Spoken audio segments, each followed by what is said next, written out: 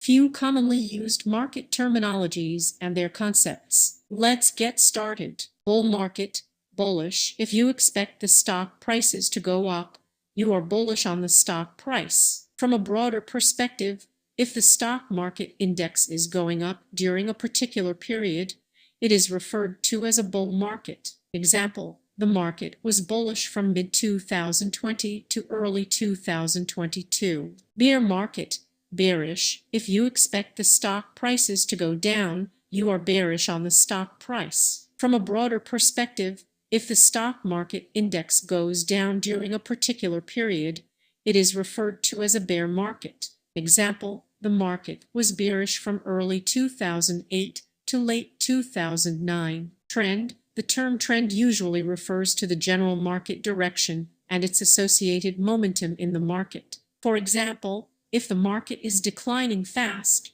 the trend is said to be bearish. If the market is trading flat with no movement, then the trend is said to be sideways. Face value of a stock. The face value, F, or par value, indicates the nominal value of a share. The face value is important from a corporate action perspective. We will discuss corporate action in a separate chapter. Usually, when dividends, stock splits, or bonuses are announced, they are issued, keeping the face value in perspective. For example, the EV of Infosys is 5, and if they announce an annual dividend of 63, the dividend paid is 1,260%. 63 divided by 5.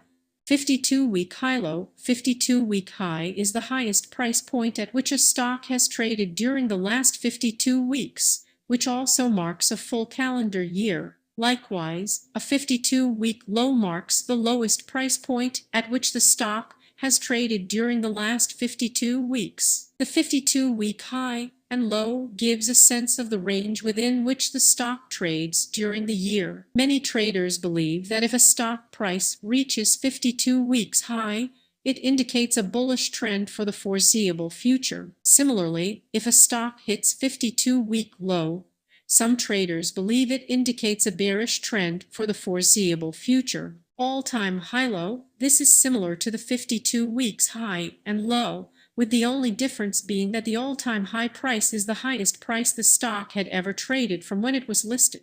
Similarly, the all-time low price is the lowest price the stock had ever traded from when it was listed. Upper and lower circuit. The exchange sets up a price band within which the stock can be traded on a given trading day. The highest price the stock can reach on the day is the upper circuit limit, and the lowest price is the lower circuit limit. The limit for a stock is set to 2%, 5%, 10%, or 20% based on the exchange's selection criteria. The exchange places these restrictions to control excessive volatility when a stock reacts to certain news related to the company. The criteria, in terms of exchange restriction, changes for derivatives, stocks, and index. More on that later. Long position. Long position or going long is a reference to the direction of your trade. For example, if you have bought or intend to buy Baiken shares, you are long on Baiken or planning to go long on Baiken respectively. If you have bought the Nifty index with an expectation that the index will trade higher, you have a long position on Nifty. You are considered bullish if you are long on a stock or an index. Short position, going short or shorting, is a term used to describe a transaction carried out in a particular order. This is a slightly tricky concept. To help you understand the concept of shorting, I'd like to narrate an old incident at work. This happened around mid-2014, if I remember right. Square off. Square off is a term used to indicate that you intend to close an existing position. If you are long on a stock, squaring off the position means selling the stock. Note, when you close a long position, you have to sell the stock, and this sale is not considered a short position. Here you are merely closing an existing long position. Squaring off a position means repurchasing the stock when you are short on the stock. Remember, when you repurchase it, you are just closing an existing position and you are not going long. Intraday position.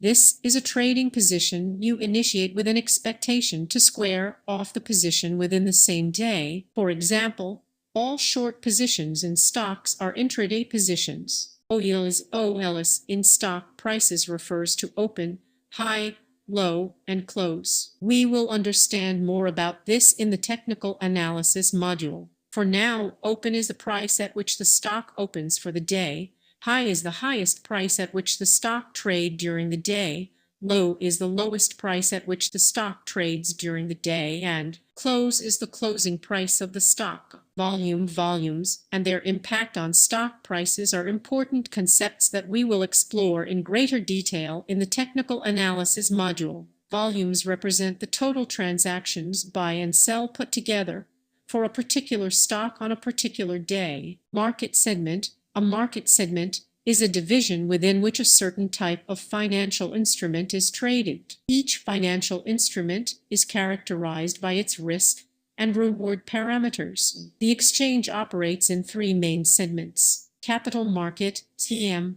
Capital market segments offer tradable securities, such as stocks and exchange-traded funds, ETF. So if you were to buy or sell shares of a company, you are essentially operating in the capital market segment. Shorting stocks, too, comes under the capital market segment. The cash market is sometimes referred to as the spot market. Futures and options, F&O. Futures and options, generally referred to as the equity derivatives segment, are where leveraged products are traded. We will explore the derivative markets in greater depth in the derivatives module, futures modules and options module, currency derivatives, CEs. The CZD segment is where currency pairs like USD, INR, EUR, IPR are traded. The trading is via futures and options, hence it's called the currency derivative market. Wholesale debt market, UDM.